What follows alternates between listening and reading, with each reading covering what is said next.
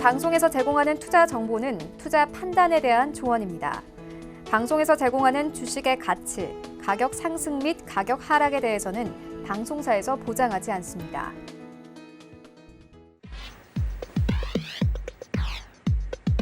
안녕하세요. 실전투자 팩트기의 승부 진행의 신경민입니다. 간밤 뉴욕 증시는 3대 지수가 모두 일제히 상승세를 보였는데요. 특히 S&P 500 지수는 4,239.18포인트로 시장 최고치를 기록했습니다.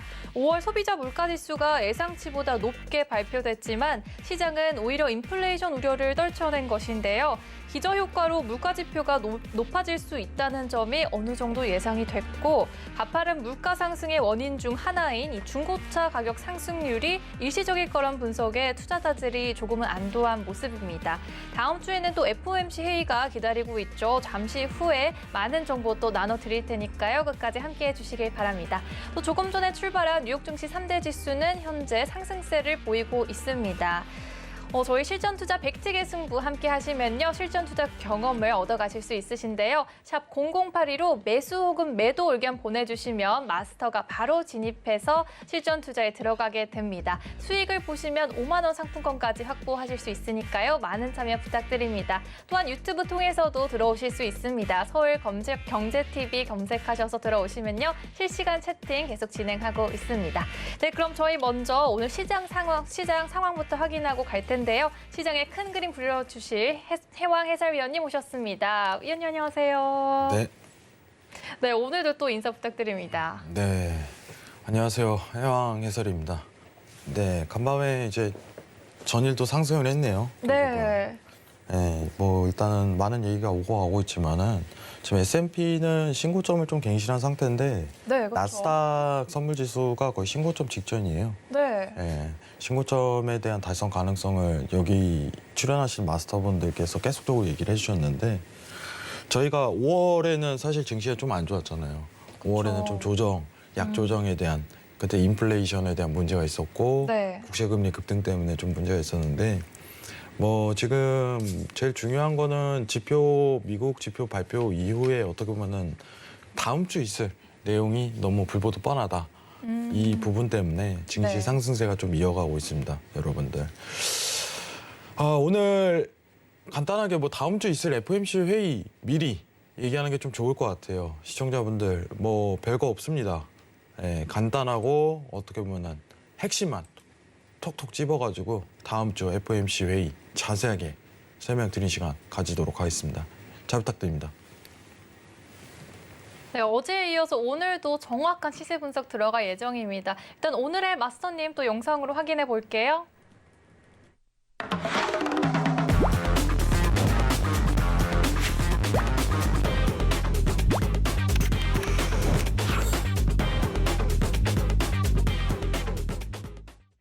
네, 금요일의 마스터 골드도치 마스터님 오셨습니다. 환영합니다. 네, 안녕하세요. 네, 인사 부탁드립니다. 자, 안녕하세요. 반갑습니다. 일주일 한 주가 정말 빠르게 지나가는 것 같습니다.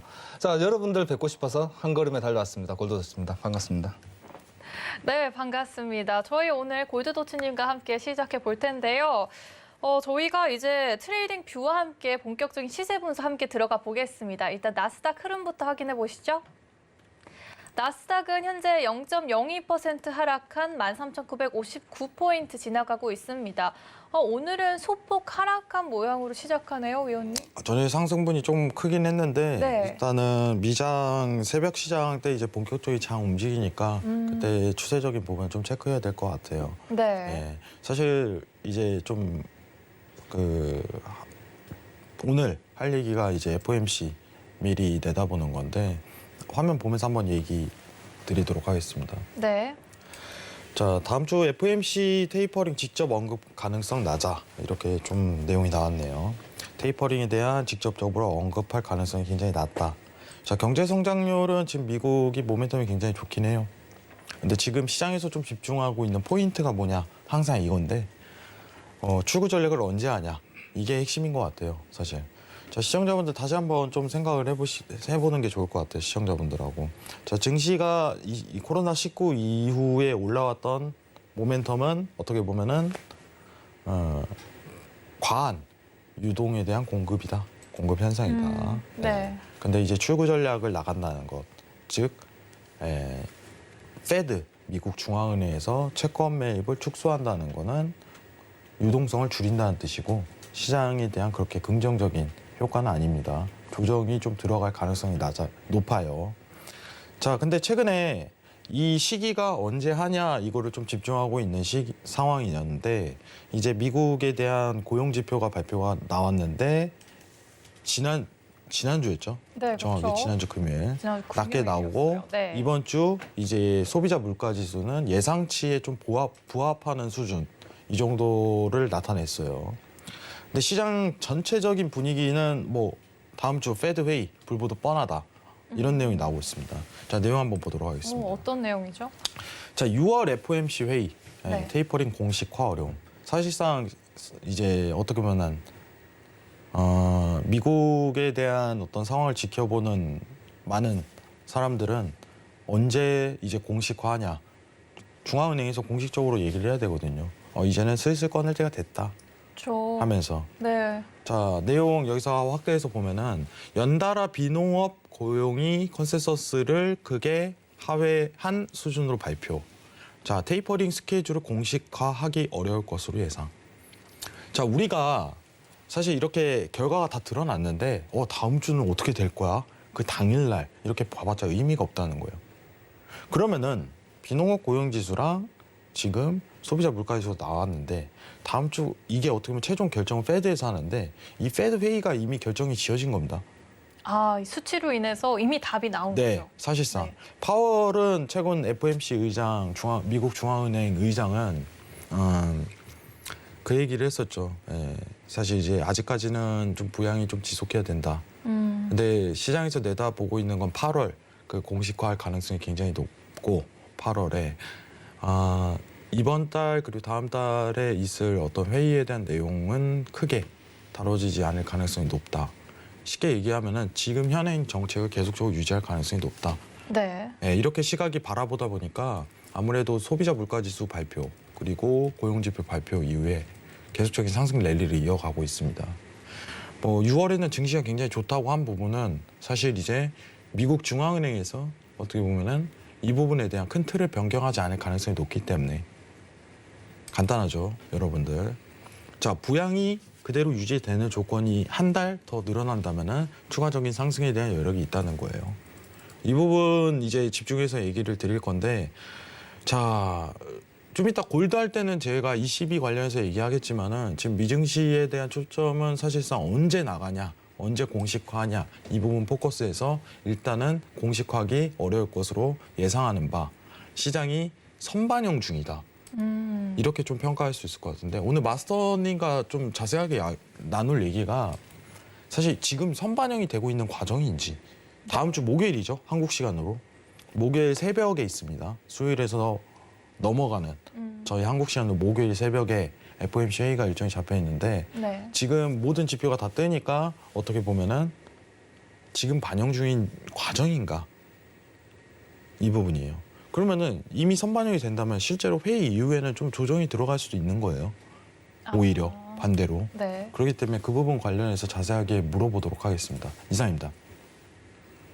네, 일단 아직은 출구 전략 시기에 들어가긴 이르다고 말씀해 주셨습니다. 그럼 계속해서 마스터님과 더 자세한 전략 나눠보겠는데요. 나스닥에 관한 뷰 팻말 통해서 확인해 보겠습니다. 마스터님 준비해 주시고요. 네, 들어가겠습니다. 3, 2, 1 들어주세요. 매수 의견 주셨어요. 왜 매수를 들어주셨나요? 현재 어저께 이제 그런 소비자 물가 지수랑 소비자 네. 물가 지수가 다 발표가 나왔어요. 네. 제가 처음 출연한 날이 소비자 물가 지수 발표 있었던 날인 것 같아요. 제가 볼 때. 맞아요. 딱 정확히 한 달이 됐습니다, 됐어요. 여러분. 딱 한 달 됐는데 네. 시간이 그렇게 빨라요. 그렇죠. 벌써 이제 한 달이 됐는데 그때도 제가 말씀드렸고 지금도 아직 유동성 장세는 끝나지 않았다는 거거든요. 제일 중요한 건 그거죠. 유동성 장세가 끝나지 않았다.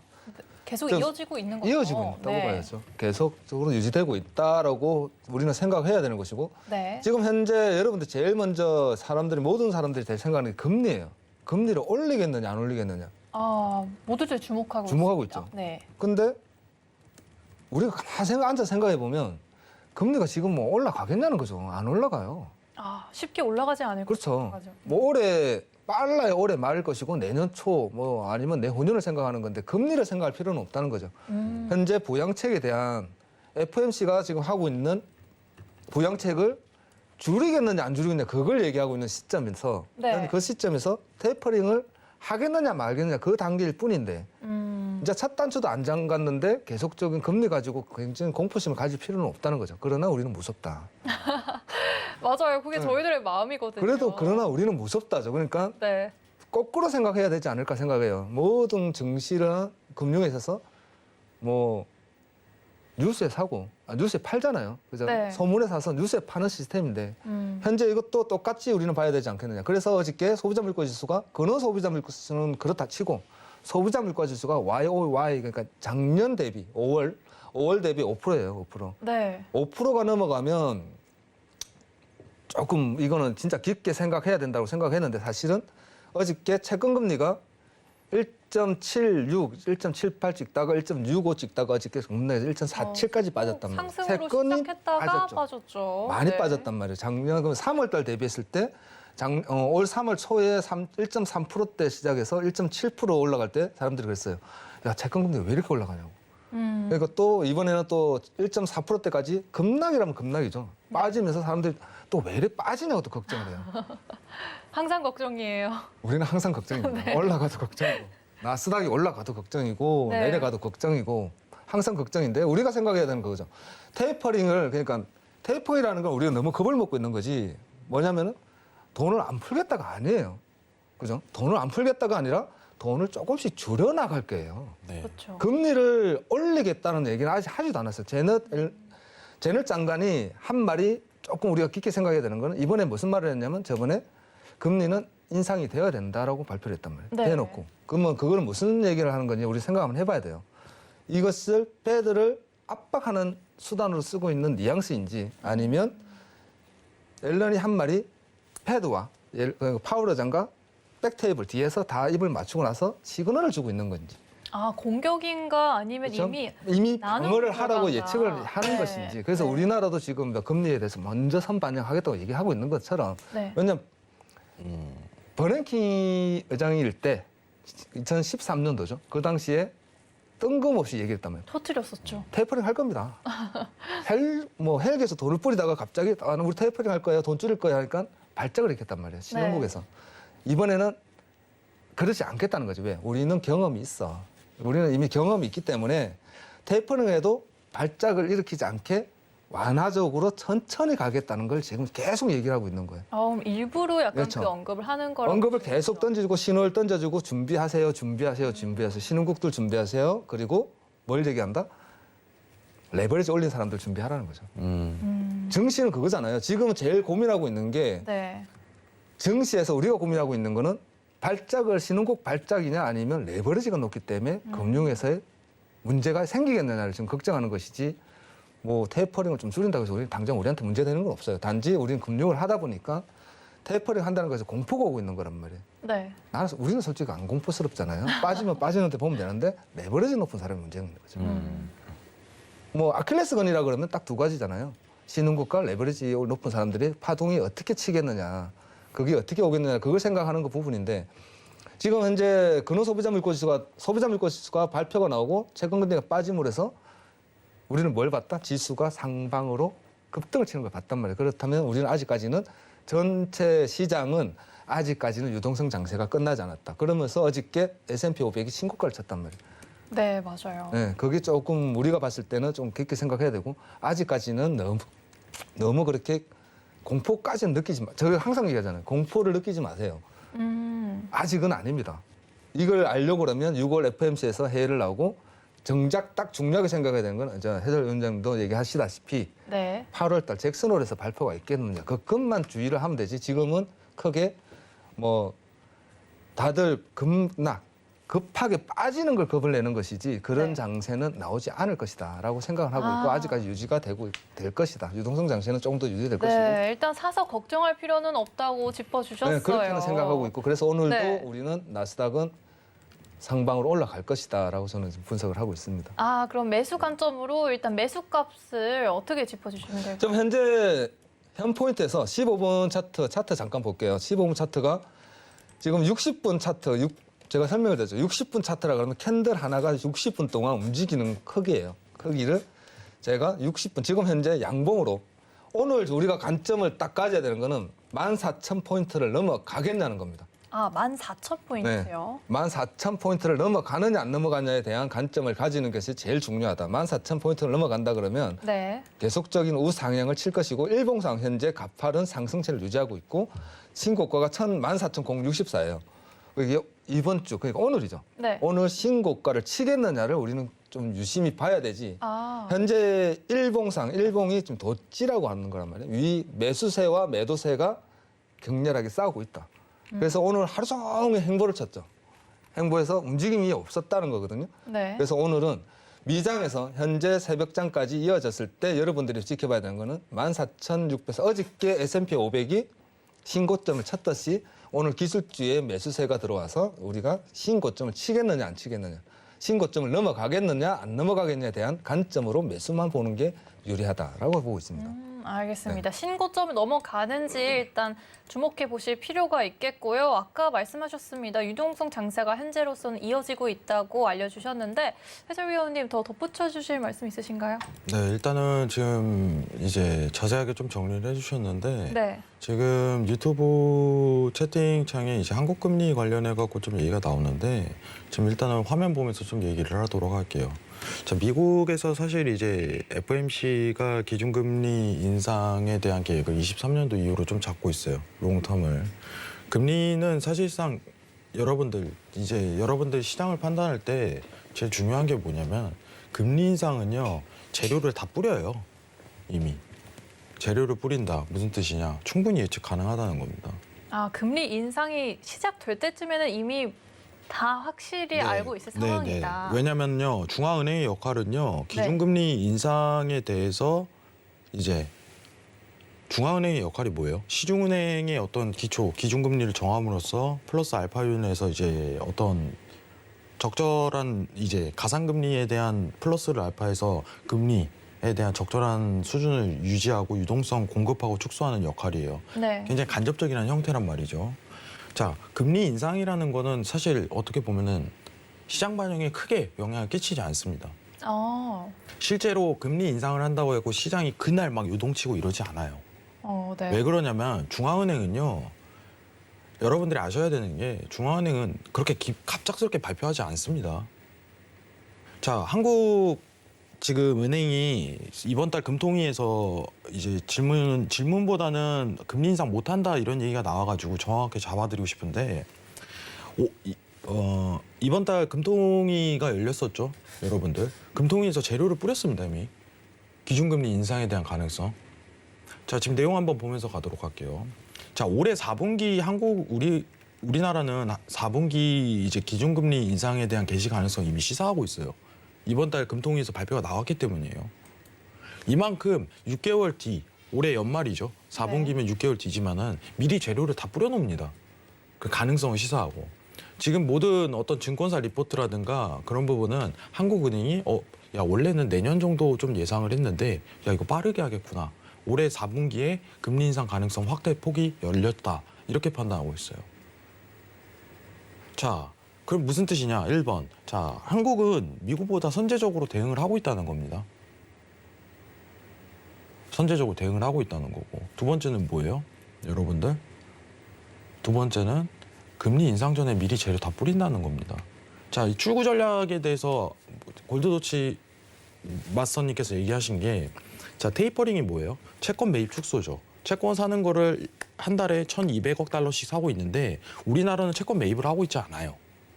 미국이 하고 있는 거예요. 미국은 너무 상태가 안 좋았기 때문에 달러를 공급하기 위해서 진행했던 방향이에요. 대규모 채권 매입. 우리나라는 안 했습니다. 근데 미국 같은 경우는 금리 인상 전에 먼저 채권을 아예 다 매입하는 걸 중단하고서 그다음 6개월 뒤 이상의 금리 인상하는 게 순서예요. 근데 테이퍼링을 한다는 건 뭐냐면 어쨌든 이거에 대해서는 반박은 없단 말이죠. 미국에서 올해 테이퍼링 할 건가? 이거를 논쟁을 하진 않아요. 안 그래요? 마스터님? 너무 당연한 거거든요. 왜냐면은 할 걸 누구나 다 알고 있는데 언제 하냐? 그렇죠. 8월에 하냐? 6월에 하냐? 7월에 하냐? 그거 갖고 지금 지표 가지고 싸우고 있는 거예요. 정확하게 얘기를 하자면은. 시기에 대한 그런 그죠? 시기에 대한 흐름인 네. 거죠. 그렇죠. 그게 증시에 즉각적으로 반영이 오는 거고. 자, 지금 유튜브 채팅창에 우리나라 금리 인상 못합니다. 이런 발언하면 안 됩니다. 안 되는 거예요. 이미 금통위에서 발표가 재료를 뿌렸어요. 그 금통위에 대한 발표 내용을 한번 체크해 보시기 바랍니다. 지금 오히려 올해 말에 금리 인상을 선제적으로 더 빨리 진행할 수 있다. 이런 얘기가 나오는 시기예요. 내년에 할까? 그거를 올해 말로 하는 시기를 논하고 있는데 채팅창에 이 얘기가 나왔어요. 금리 인상 못합니다. 그거 너무 섣부른 발언입니다. 좀 내용을 한번 확인해 보시는 걸 권유드려요. 아시겠죠? 자, 오늘 제가 이거에 대해서 갑작스럽게 내용이 나와가지고 좀 정리를 해드렸는데 일단은 맞선이께서 어떻게 보면 채권 매입 축소에 대해서 좀 정확하게 얘기를 해주셨어요. 근데 일단은 오늘 나스닥 어디서 봐야 돼요? 매수를? 오늘 매수 네, 그 얘기를 안 했네. 네. 자, 오늘 매수 타이밍은 솔직히 말하면 제가 봤을 때는 매수 타이밍은 솔직히 지금 놓쳤죠. 놓쳤습니다. 11시 봉에 양봉을 쳤을 때 그리고 틱 차트에서 우리가 그러니까 매수 포지션이라고 그러죠. 매수 포지션을 잡았을 때 우리는 밑에 자리. 뭐 물론 지나간 차트 갖고 얘기하면 뭐 하겠냐라고 말씀드리겠지만 저라면 11시 봉에 양봉을 새로운 봉이 생겼을 때 매수 포지션을 잡았으면 제일 좋았겠다라는 생각을 들고요.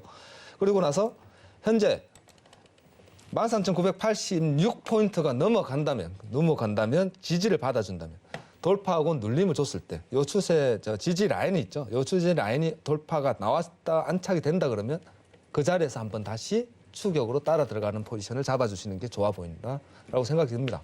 현재는 원래라면 오늘 시가이죠. 13,975포인트에서 늦어도 따라가는 거나 아니면 바닥에서 잡은 무조건 낮은 검에서 잡는 게 제일 좋잖아요. 그러나 우리가 매일 우리가 신도 아니고 그렇잖아요. 차트를 매일 보면서 그 현 시점에서 따라간다는 건 쉽지는 않습니다. 그렇다면 매일 포지션, 매수를 잡아가지고 우리가 따라 들어갈 포지션을 잡아준다 그러면은 최소한 넘어가야 되는 포지션, 내가 돌파가 나와서 현재 요 구간이 넘어가야 된다라고 봤을 때 어느 구간이겠느냐, 제일 넘어가기 힘든 구간이 어디겠느냐는 거죠. 매수를 13,986포인트가 넘어가기가 힘들었습니다. 현재 구간에서 계속적으로. 근데 요 구간을 넘어간다는 것은 그 위에 상위 구간을 다시 한 번 더 만들러 간다라고 우리 인지를 하는 거죠. 그렇다면은 제가 만일 여러분한테 인지 포인트를 드린다 그러면 13,986포인트가 넘어가는 것을 확인 후에 여러분들이 따라 들어가는 것을 권해드릴게요. 요 포지션과 제가 체킹을 해드린다 그러면 요 포지션에서 돌파 값을 주고 넘어가서 시가를 넘어가는 거를 고점을 넘어가는 것만 확인해 둔다 그러면 오늘 매수의 포지션 값은 고점으로 계속적으로 우상향의 패턴을 가져가 보는 것도 좋아 보인다라고 저는 판단이 되고 있습니다. 현재 구간은 그러네요. 자, 추가적으로 지금 이제 나스닥이 사실 지금 14,000포인트를 달성을 하고 있는데 시청자분들이 제 궁금한 것만 좀 물어보도록 할게요. 네. 이거 신고점 갱신 가능한가요? 나스닥 지수? 제가 생각하는 그래요. 나스닥을 모든 차트를 봤을 때 뭐 상대적인 차트가 있잖아요. 네. 솔직히 얘기하면 저번에 한번 제가 설명드린 커플링과 디커플링을 본다. 네. 같이 가는 애들이 있고 반대로 가는 애들이 있다라고 보는데 저는 S&P 500과 나스닥은 같은 방향을 보더라고 저는 항상 얘기를 합니다. 같은 방향을 보고 있다라고 얘기를 하는데 현재 어제죠. 전일 S&P 500이 신고점을 쳤습니다. 치고 나서 S&P 500이 하락을 주고 있지는 않다라는 거죠. 기다리고 있다는 거 저는 생각을 하거든요. 그렇다면 S&P 500이 가고 있는 그 길을 나스닥도 따라갈 것이다. 곧 따라간다고 네. 보셨네요. 곧 따라갈 것이다. 그게 오늘이겠느냐 아니면 다음 주 초반이겠느냐. 제가 어제 제가 이제 회원들하고 얘기를 하면서 고점을 넘길 겁니다. 오늘은 14,000포인트를 못 넘겨요. 못 넘깁니다. 조금 눌러줄 겁니다. 눌림을 줄 겁니다라고 제가 표현을 했거든요. 전일이요? 전이래요. 어저께 이제 CPI 그러니까 소비자 물가 지수 나왔을 때 골드도 상방만 보고 나스닥도 상승만 봤단 말이에요. 봤는데 오늘은 여러분들이 차트를 봤을 때 굉장히 안정적으로 움직일 겁니다. 너무 안정적으로 움직였죠. 아예 안 움직이다시피 행보를 쳤는데, 자 그렇다면 오늘은 행보를 써서 그 많은 매물대, 지금 현재 고점에서 모여 있는 현재 구간에 모여 있는 차트의 이 매물대가 어디로 가겠냐가 제일 솔직히 매매하는 사람들은 트레이딩하는 사람들에서는 공포예요. 아, 네. 그날의 공포죠. 방향성을 저 많은 매물대가 어느 방향으로 튀어주겠느냐. 만일에 방향을 잡는다 그러면 우리는 어느 방향으로 잡아야 되겠느냐가 데일리 트레이딩 하면서는 제일 관점이란 말이에요. 그게 제일 중요하고.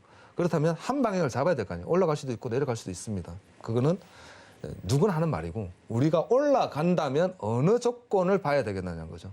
어떠한 조건이 갖췄을 때 이 현재 캔들이 상승으로 이 매물대를 가지고 솟구쳐 주겠느냐를 보는 거란 말이에요. 쉽게 데일리 트레이딩을 했을 때. 그래서 제가 보는 데일리 트레이딩에서의 오늘 반등값은, 고점을 넘어가기 위한 조건값은 13,986포인트를 안착했을 때, 아, 상회했을 때, 네. 넘어가기 힘든 공간을 넘어갔으니 이제는, 제가 한 번씩 얘기를 해요.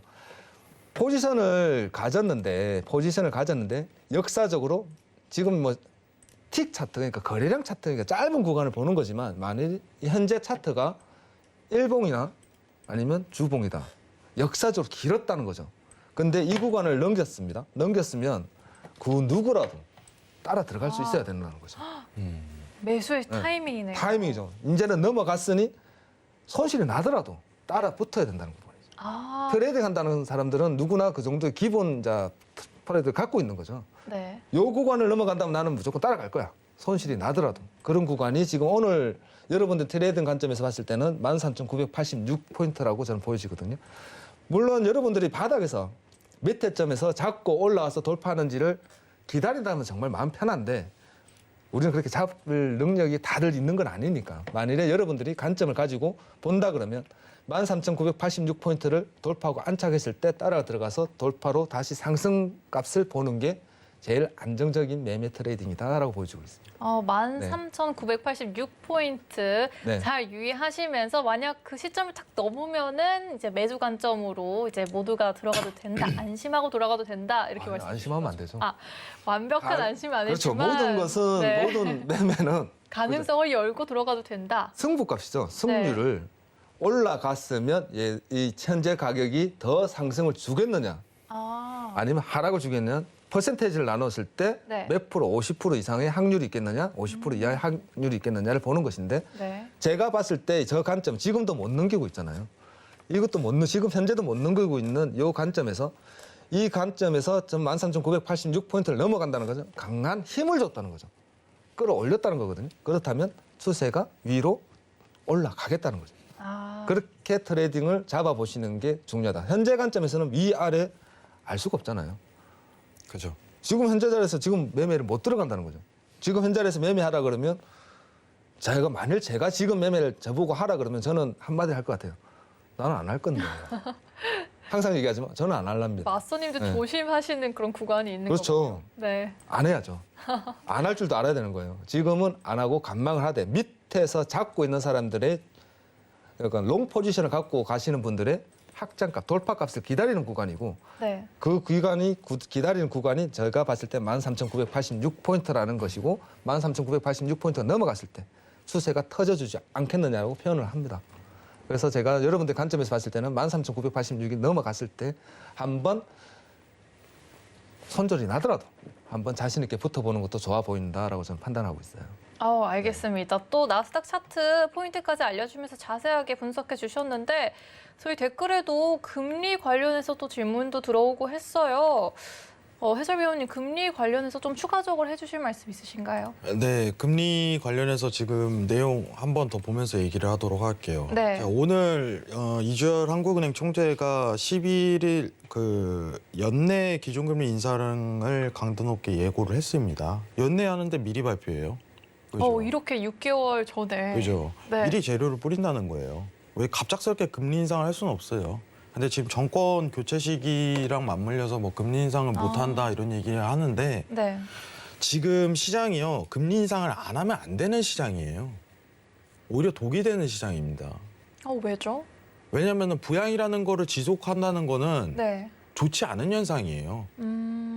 그만큼 이제 원화라든가 달러를 계속적으로 공급한다는 현상인데 네. 그게 경제 현상 중에 그렇게 좋은 현상이 아니에요.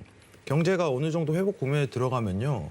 기준금리 인상을 통해서 유동화를 좀 막아야 돼요. 그게 중앙은행의 역할입니다. 여러분들. 자, 근데 제 화면 한번 보면서 얘기를 할 건데 자, 연내 선제적으로 한국은행은 기준금리 인상할 가능성이 굉장히 높습니다. 거의 한다고 보시면 돼요. 현재 상황에서. 지금 왜냐하면 미국에 대한 어떻게 보면 선제적 대응으로 먼저 인상을 하는 게 맞는 거고 일전에 우리가 2018년도에 이제 한미 금리가 역전이 되는 상황이 있었어요. 한미 금리가. 근데 이제 우리나라가 항상 이제 미국보다 금리가 높지는 못해요. 그걸 한번 보여준 예시였죠. 근데 지금은 높아야 돼요. 왜 그러냐면은 그때 2018년도에 미국 금리가 한국 금리보다 높았던 거는 사실 이제 레벨링 부담감 때문이에요. 레벨링 부담감. 어떻게 보면 부채에 대한 어떤 그 확대 폭이 더 늘어날 가능성이 높기 때문에 미국이 금리를 올리더라도 한국은 선반영이 들어갔어요. 자, 근데 지금은 이제 하단 레벨링 구간이에요. 한미 금리가. 먼저 선천적으로 올려도 괜찮은 시기라는 겁니다. 상황이. 한국은 항상 선반영하는 그런 그죠. 과정이 있는 거죠. 그렇죠. 근데 이게 만약에 고점 레벨링에 대한 금리가 상단에 위치를 한다면은 이제 한국도 선반영을 선제적으로 하지 못할 거예요. 지금 너무 하단 레벨링이고 네. 그리고 우리나라가 경제 회복 관련해 갖고는 사실 빠른 편입니다. 굉장히. 오히려 미국보다 빠른 편이에요. 여러분들. 그리고 코로나19 관련해 갖고도 어떻게 보면 유럽, 이제 미국보다 선제적으로 대응 조치도 굉장히 빨랐었고 어떻게 보면은 악조건을 굉장히 피해간 면모가 굉장히 강했어요. 이번에. 그렇기 때문에 사실 채권 매입이란 어떤 정책 자체도 대규모 채권 매입이라는 걸 통해서 자금 유동을 시키지도 않았을 뿐더러 제로금리 그리고 어떻게 보면 MMT 같은 헬리콥터 머니를 통해 갖고 이제 지원금 이런 식으로 해갖고 약소하게나마 펼친 겁니다. 미국은 장난 아니에요. 미국은 그냥 돈을 뿌려댔어요. 여러분들. 우리나라는 그렇게 뿌린 편이 아닙니다. 타국에 비해서. 자, 일단은 기준금리 인상 오늘 한국은행 총리 입에서 나왔습니다. 이미 예고 들어간 거고요. 정권이랑은 좀 무관합니다.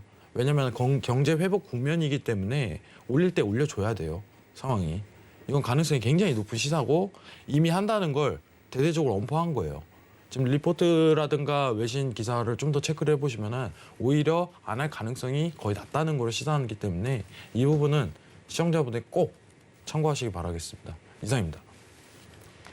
네, 일단 한국은행은 연내 기준금리 인상이 이뤄질 것이라고 지금 예고한 방면이 크기 때문에 이 점 또 유의하시기 바랍니다. 그럼 저희 이어서 골드 시세도 함께 보고 올게요.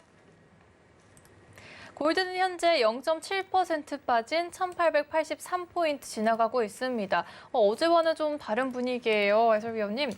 네. 일단은 체크 사항이 사실 이제 부양 자체 기조를 좀 이어가는데 달러 관련해서 좀 집중할 필요가 있죠. 사실 채권 금리가 요새 좀 안정화가 들어왔기 때문에 네. 지금 1.45레벨까지 10년물 미국 채권 금리가 좀 내려간다는 얘기가 있는데 자, 내용 한번 보면서 가도록 하겠습니다. 전일 우리가 22 통화정책회의가 있었죠. 네, 어제 있었죠. 네. 요새 사건이 너무 많으니까 정신이 없어요. 정신이 없어요. 네. 사건이 너무 많으니까. 자, 22 통화정책 회의를 보면서 달러를 좀 보고 이렇게 좀 평가를 하지 않을까. 사실 이제 금값에 많은 영향을 끼치는 요소가 달러 그리고 미국채 이렇게 있는데 사실 미국채는 이제 안정화가 들어간 상황이고 여건이고 오히려 달러 값에 대한 변동폭으로 좀 금값을 예상해야 되지 않나. 이 부분 마스터님한테 물어볼 거고. 네.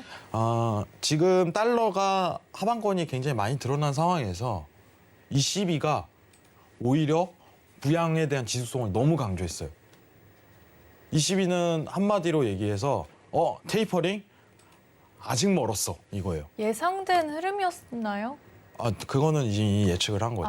우리가 뭐 기억 안 나시나요? 우리 22 하기 전에 우리 얘기했었는데 네. 아무것도 없을 거다. 기억나죠. 너무 요새 많으니까 기억 안 나시죠? 사건이.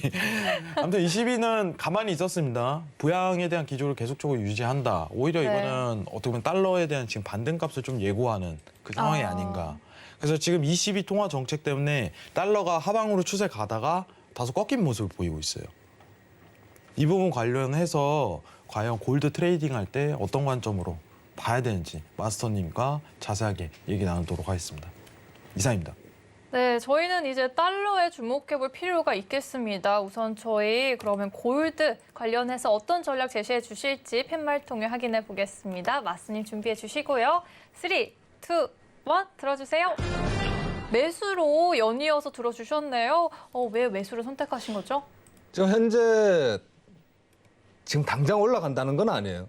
당장 올라간다는 건 아닙니다. 단기 추세로 봤을 때는 현재 간망 후에 매수 포지션을 반등을 봐야 되는 포지션이고 지금 현재 우리가 봐야 되는 장기 추세는 매수다. 그러나 굳이 오늘 지금 데일리 트레이딩을 여러분들이 하신다 그러면 제가 봤을 때는 1875포인트가 지지가 되느냐 안 되느냐가 제일 중요하다라고 보고 있습니다. 1875포인트 네. 짚어주셨고요. 지금 당장 반등 포인트.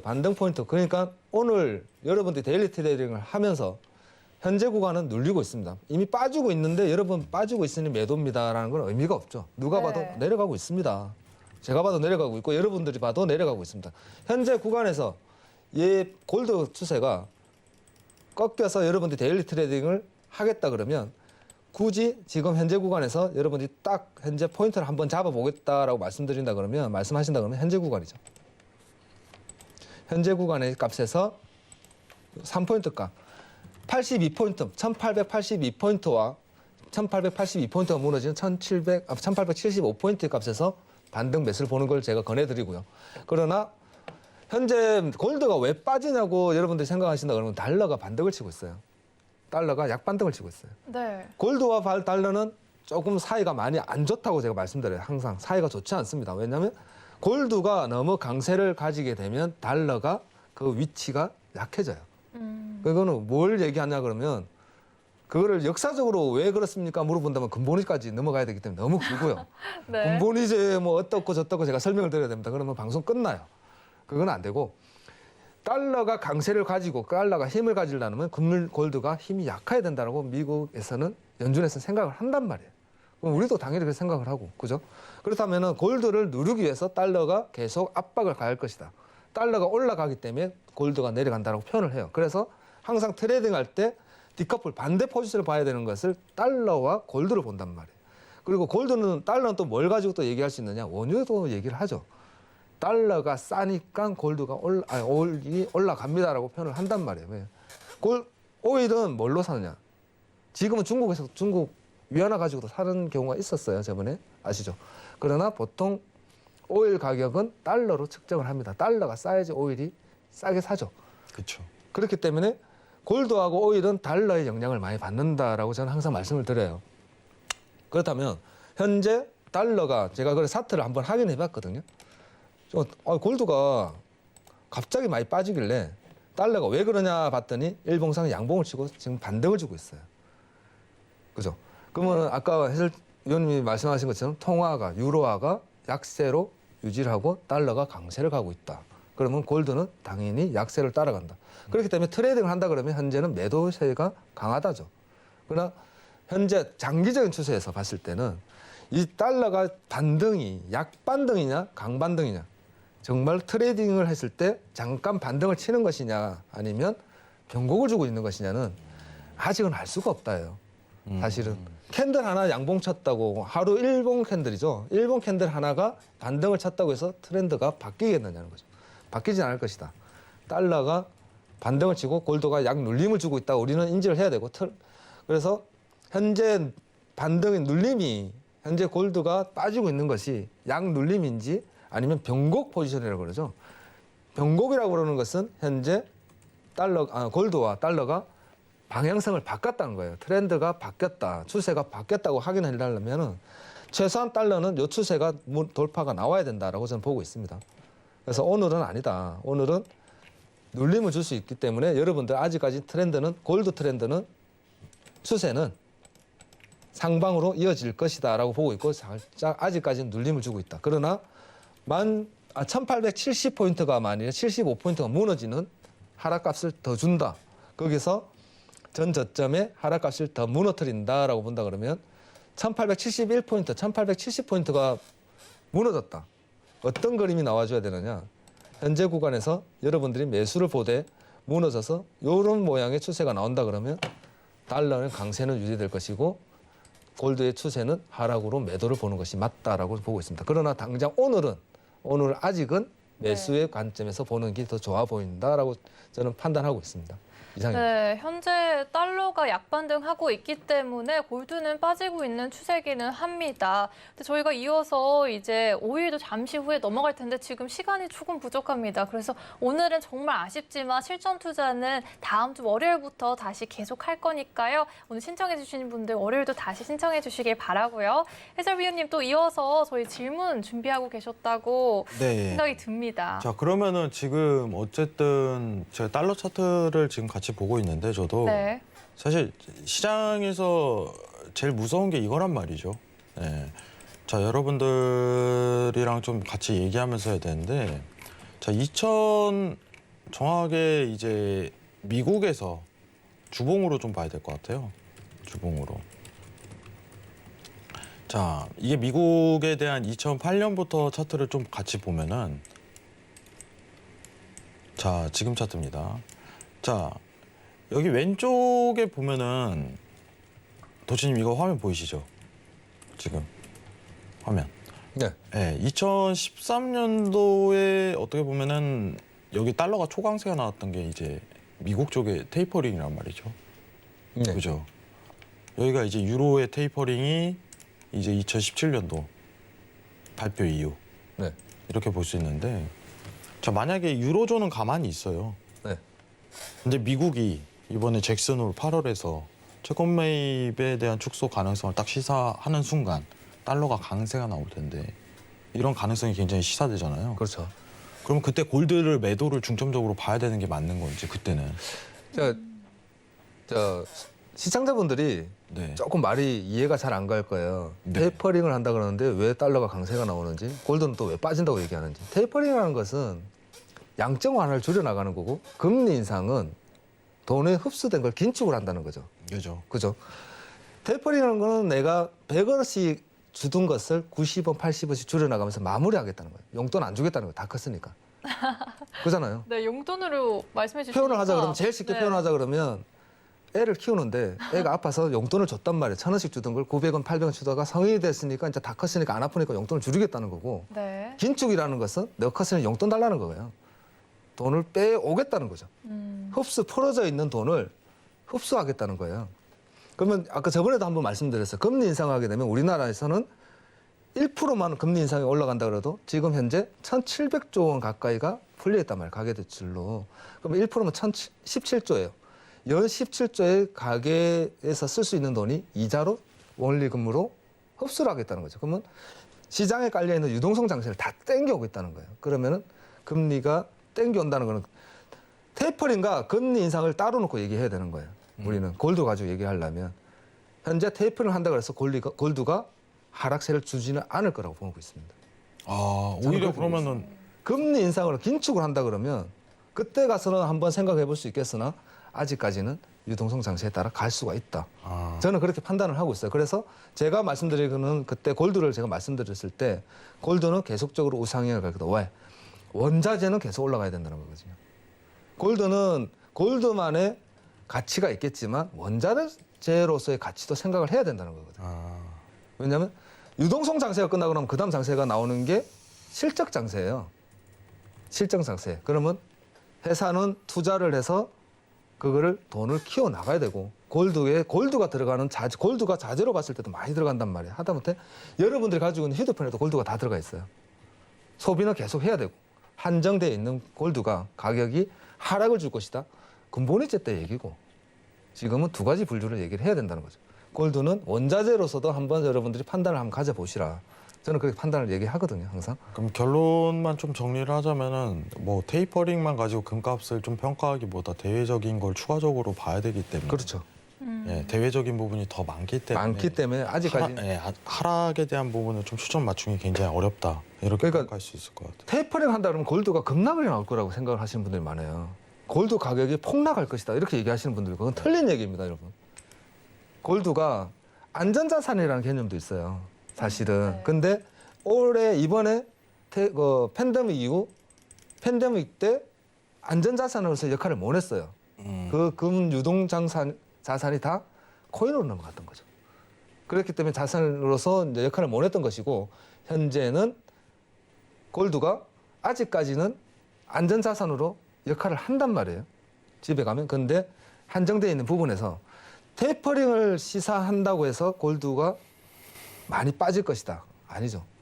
아직까지는 아니다라고 저는 판단하고 있어요. 우상향적인 패턴을 더 가져갈 것이다라고 판단을 하고 있습니다. 물론 예. 시장의 변화는 예측을 할 수는 없겠으나 제가 판단하기에는 아직까지는 두 가지의 풀주로 따져서 올라갈 수 있다라고 생각하고 있습니다. 저희가 이 부분은 8월에 테이퍼링을 하면은 만약에 급락한다, 그럼 제가 한 번 더 얘기해 보도록 하겠습니다. 그때 가서 다시 한번 말을 네, 바꿔보겠습니다. 그때 꼭 제가 오늘 이 했던 내용을 끄집어 갖고 다시 한번 얘기하는 시간을 꼭 가지도록 기억하고 있다가 말을 바꾸겠습니다. 네, 알겠습니다. 네, 일단 맞선님께서 골드는 테이퍼의 영향을 크게 받지는 않고 계속 안전자산의 역할을 해줄 것이라고 말씀해 주셨습니다. 노란톡 들어오시면요, 더 많은 얘기 나누실 수 있습니다. 해외 선물 골드도치 100틱의 승부 검색하셔서 들어오시거나 하단의 QR코드 이용해서 입장해 주시기 바랍니다. 그럼 다음으로 오일 시세 함께 살펴보고 오겠습니다. 오일은 현재 0.78% 상승한 70포인트 지나가고 있습니다. 지금 오일은 상승세가 조금 있습니다. 해설위원님. 네, 올해는 좀 차트 보면서 얘기를 해야 될 것 같은데 네. 오일 고점 갱신이 들어갔죠. 네, 고점 갱신이 들어간 상태입니다. 선물 지수 이제 70.83, 85 기록하고 있는데 요새 제일 많이 오르는 종목이 아닌가. 오일이요. 네, 기름값이 금값입니다. 기름값이 금값입니다. 자, 오늘 간단히 보면 좋을 것 같아요. 사실 상승 추이가 계속적으로 일어나고 있는 게 이제 어떤 회복 국면, 이해가 가장 많은데 뭐 시청자가 오늘 시간인 만큼 도치님께 좀 물어볼 부분은 매도 확인하고 이거 어디까지 갈 건가, 이 부분 정확하게 한번 물어보는 게 좋을 것 같습니다. 이상입니다. 네, 일단 맞선님과 함께 지금 오일 얘기도 나눠볼 텐데요. 오일 트레이딩 전략에서 어떤 관점 가져가야 할지 팻말을 통해 확인해 보겠습니다. 준비해 주시고요. 3, 2, 1 들어주세요. 매수로도 연이어서 가셨습니다. 어떤 이유에 들어주셨죠? 저 오일은 네, 현재 제가 오늘 어쩌다 보니 다 매수네요. 근데 좋네요. 골드도 빠지고 있고 네. 나스닥도 아까 그러면서 제가 지수를 잠깐 봤어요. S&P 500 보니까 빠지고 있더라고요. 여러분 지금 단기 트레이딩을 얘기하는 게 그러네요. 아닙니다. 아시겠죠? 그러나 골드 오일 같은 경우는 제가 현재 제일 중요하게 봤던 포인트가 66불이었어요. 66불에서 돌파값이 네. 나오겠느냐. 아까 제가 나스닥을 말씀드렸죠. 돌파값이 나온다 그러면 추세를 타고 갈 것이다. 그 포인트가 66불이었는데 여러분들 차트를 보면 아시겠지만 66불 포인트 값에서 긴 시간을 일봉입니다. 하루에 하나의 캔들 값이 생기는 거예요. 그렇다면 현재 구간에서 이 구간부터 싸워서 돌파했던 가격이 66불을 넘기면서 우상향적인 추세를 계속적으로 유지하고 있단 말이죠. 추세를 탔다는 거예요. 이 추세가 언제 꺾이겠느냐. 그걸 봐야 되잖아요. 네. 저는 현재 상황에서는 아직까지는 멀었다. 아직까지는 계속 상승을 상승할 예상하시는 것이, 거죠? 네, 상승할 것이고 네. 현재 제가 보고 있는 거는 73불을 상회한다면 77불 이상 가야 되지 않겠느냐. 제가 그때 한번 말씀드렸어요. 70불이 넘어가겠습니까? 지금 당장은 아니죠. 이번 달은 아니죠. 그런데 그게 벌써 한 달이 지났어요. 그죠? 저번에 왔을 때 오일 한번 처음 물어봤을 때 네. 70불 이상을 얘기하는데 80불을 얘기하시는데 다른 분들은 어떻게 생각하느냐고 저한테 여쭤보셔서 지금은 아닙니다. 이번 달은 아니고요. 물론 저도 70불 이상 80불 갈 거라고 생각을 하는데 중요한 건 66불이 넘어가야 된다. 이렇게 길게 긴 시간을 싸웠던 차트에서 66불을 돌파한다 그러면 70불, 72불을 갈 것이고 72불이 돌파한다 그러면 여러분 78불도 보고 있다라고 저는 설명드리고 있습니다. 오히려 네. 더 정확하게 분석을 해주셨어요. 모두가 80불 이상의 가능성을 논하실 때 70불부터 가야 한다고 말씀 주셨고 그렇죠. 정말 딱 지금 그 시점으로 가까이 왔어요. 해설위원님 어떻게 생각하시나요? 뭐 사실 이제 전 세계적으로 이제 공급에 대한 축소분이 계속 일어나고 있다 보니까 네. 회복 국면에 맞물려서 이렇게 된 것 같아요. 사실 이제 기름값이 조금 너무 많이 오른 상황이기 때문에 맞서님도 피해가 굉장히 클 것 같은데 기름값 비싸요. 사실 이제 맞서님이 부산에서 오세요. 그렇죠. 네, 저희 방송 때문에 이제 승용차로 또 오시기 때문에 네. 기름값 많이 올랐습니다. 어떻게 왔습니다. 굉장히 힘드시겠어요. 앞으로 매주 금요일마다 네. 오셔야 되는데 네. 사실 유가가 근데 최근에 이런 얘기가 있었어요. 그 유가가 100달러 콜옵션이 걸려 있다. 100달러에. 이런 부분이 있는데 사실 80달러에 대한 전망치는 계속적으로 어떻게 보면 확률이 높아지고 있는 상황인데 100달러 얘기가 나오는데 그 고유가가 가능할까? 저는 그렇게까지는 왜냐하면 기름값이라는 게 공급과 소비가 있는데 여러분들 공급이라고 얘기하시면 소비자들이 우리가 쓰는 공급만 생각하는데 그게 아니죠. 네. 유가가 비싸지면 쉬고 있던 기름을 뽑지 않던 나라에서 뽑기 시작한다는 거죠.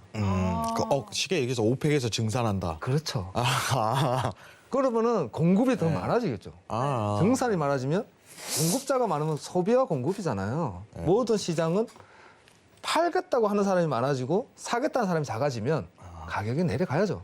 그러면 앞으로 오펙 행보도 집중을 해야겠네요. 그렇죠. 이제는 여러분들이 자 오일, 우리 쉬운 말로 기름 값을 얘기하려 그러면 앞으로 얼마 정도 올라가서 오펙에서 어떻게 내용을 나오겠느냐. 제가 말씀드렸어요. 어떤 분이 66불 이번 주 내려가겠습니까? 라고 말씀드렸을 때 제가 저번 주에 그랬거든요.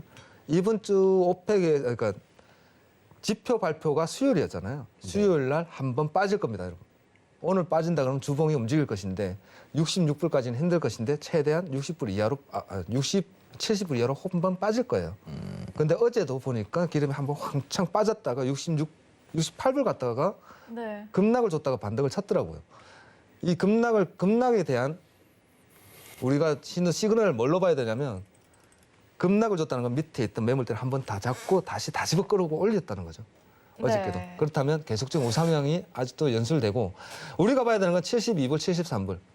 쉽게 얘기하면 여러분 매도하지 마시라는 겁니다. 네. 네, 아직은 매도는 이르다고 다시 한번 말씀해 주셨습니다. 오늘 못다한 이야기 많습니다. 더 궁금하신 분들은요, 노란톡 열려 있습니다. 서울경제TV 네, 해외 선물 다시 말씀드리겠습니다. 해외 선물 골드도치 100틱의 승부 검색하셔서 들어오시거나 QR코드 통해서 입장하시면 되겠습니다. 네, 참고로 본 방송에서 제공한 정보는 투자 판단에 대한 조언일 뿐 상품의 가치와 수익률을 보장하진 않습니다. 서울경제TV는 자본시장 통합법을 준수하고 있습니다. 1대2 투자 상담, 유사 수신행위 등 모든 불법 사항들을 엄중히 금지하고 있습니다. 그럼 실전 투자 100틱의 승부는 여기에서 마치도록 하겠습니다. 시청해주신 여러분 고맙습니다.